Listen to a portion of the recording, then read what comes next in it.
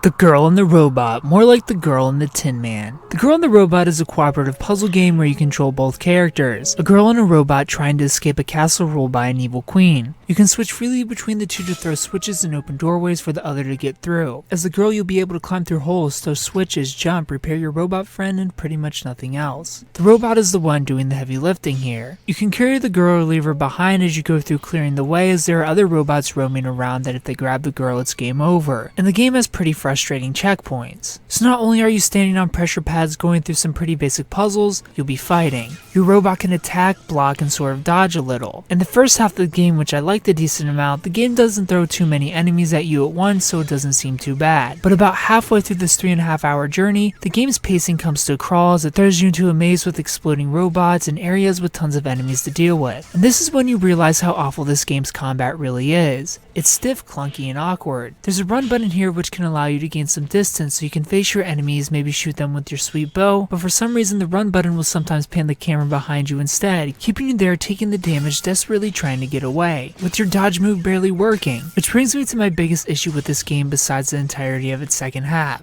The fact that the buttons just aren't responsive enough. There's a noticeable input lag here, and sometimes I felt the game was just not picking up on my commands at all, both in combat as well as throwing switches, picking up the girl or setting her down. The game has a noticeable clunk to it from the start, and the clunkiness just gets highlighted the more enemies this game throws at you. Combat just starts feeling cheap, so much so I had to resort to shooting enemies through walls because I couldn't bother trying to get lucky to take their back for an insta-kill or deal with them surrounding and stunning me while I desperately try to dodge. The game does sequel bait and the credits call this game Act 1. My experience here wasn't bad enough for me to not want to play its sequel. There's something here despite it feeling pretty bare compared to other games of the genre like Ico, The Last Guardian, or even Troll and I. I'm intrigued to find out what happens next. I just hope the sequel, if it ever comes, is more of this game's first half than it is its second half. More focus on puzzles, less on enemies. But either way, definitely polish up these unresponsive Tin Man mechanics.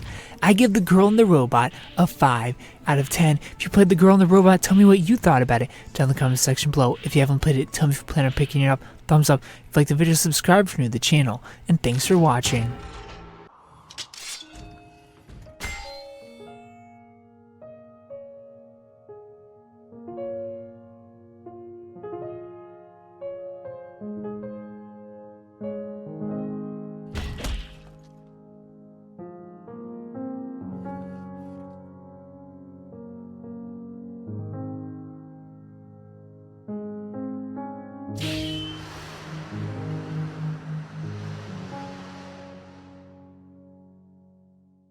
If you like this video, please consider supporting me on Patreon so that I can continue to bring you reviews for all the newest games at patreon.com/superkengaming. You'll get access to early audio and video versions of reviews, exclusive Let's Play videos, and you'll even get to choose the game I play next. Thanks for watching, and of course, stay beautiful.